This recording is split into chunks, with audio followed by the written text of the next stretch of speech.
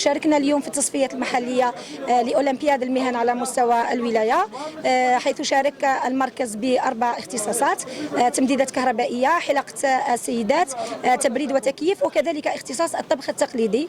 الحمد لله تفوقنا في لحد الساعة، تفوقنا في اختصاصين: تمديدات كهربائية مع المتربص البطل، وكذلك حلقة السيدات. المنافسة كانت جد قوية على مستوى الولاية مع مختلف نظرائنا من المؤسسات على كامل إقليم الولاية.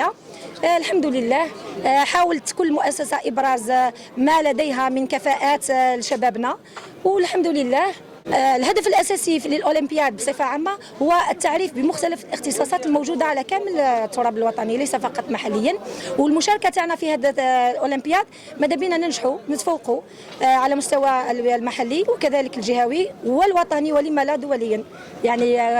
إن شاء الله يكون مركز تكوين مهني وتمهين سيد محمد هو الأول.